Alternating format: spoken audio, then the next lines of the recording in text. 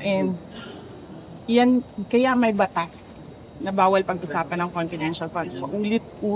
Ulit na namin sinasabi sa House of Representatives. Ma'am, pero tama po ba yung testimony kanina na insider testimony? We will wait for Colonel na lang. Next question, please. Ma'am? Last two. Or make it brief. Make it brief. Hindi said po na kung ganun po kadali magplano pagpatay sa isang presidente, paano pa kaya sa pangkaraniwan ng mga mamayan? Kung ganyan kriminal na pagtatangka, hindi dapat pinapatong ng pas, yan ay aking papalagad, sabi ni Pilihan. Oo. 'Di ba? Pumalag nga yung buong bayan nung pinatay ng pamilya nila si Benigno Aquino Jr. Next question. Next question. Ma'am, Marcel. na-verbalize niyo na po ba sa administration yung tungkol sa threat sa inyong buhay? Napanggit niyo po kasi yun. Yes. Yes, ma'am. Ay, hindi. Hindi pa, ma'am.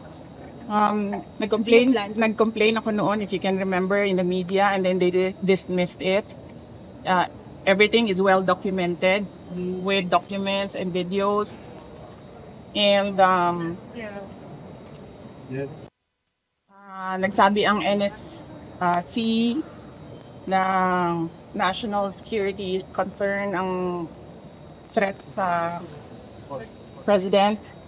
Pero apparently, they really do not consider the threat to the vice president as anything of a concern. So, what kind of country is this?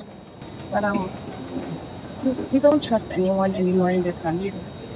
We don't expect justice anymore in this country.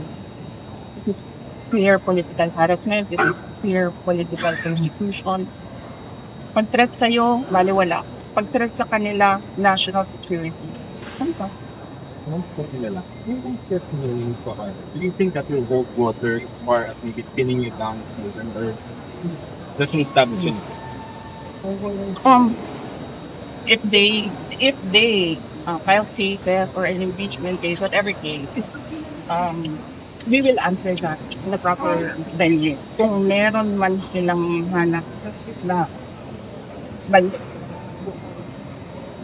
Basta parang kung nakikita mo kanina na i-reduce na yung tanong nila, hindi pa sila makapag-content kay Edward. Kasi nagsasabi ng totoo ka. Ma'am, you said this that you expect again kayo content sa hearing mo. Yes, we expect that. We expect content detention. We expect a term isn't like is terrorizing. We expect them to terrorize the office of the Vice President.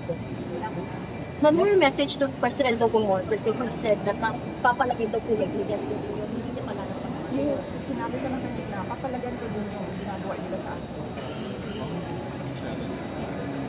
Yes. Kaya ako kayo binibigyan ng interview para huwag yan ako. Thank you. Thank you.